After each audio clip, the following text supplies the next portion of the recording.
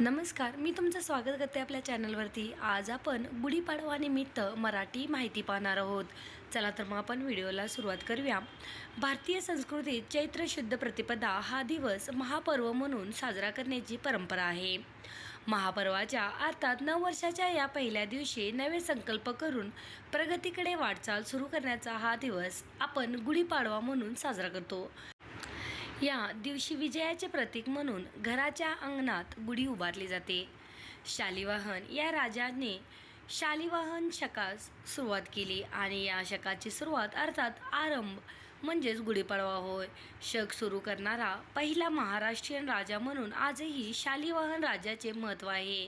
शालिवाहनाने मातीचे सैन्य तयार केले आणि त्यावर पाणी शिंपडून मातीच्या सैन्यात प्राण भरला।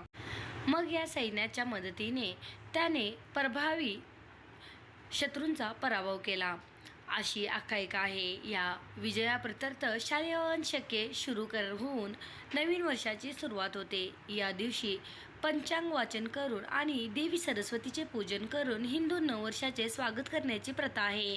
गुढीपाडवा साजरा करण्याचे एक कारण महाभारतामध्ये सुद्धा सापडते। यानुसार महाभारतातील आदिपर्वामध्ये उपरिचर नामक राजाने इंद्रामार्फत त्याला मिळालेल्या कळकाची काठी इंद्राला नमन म्हणून जमिनीमध्ये रोवली आणि दुसऱ्या दिवशी त्या काठीची पूजा केली। हा दिवस होता नवीन वर्षाचा पहिला दिवस म्हणून गुढीपाडवा साजरा करतात, अशी आख्यायिका सांगितली जाते। असे सांगितले जाते की चैत्र शुद्ध प्रतिपदेला प्रभू रामाने वालीचा वध करून त्याच्या छळातून प्रजेला मुक्त केले। तो हा विजयोत्सव दिवस घरातून वालीची असुरी शक्तीचा रामाने दैवी शक्तीने नाश केला, याची ही गुढी सूचक आहे।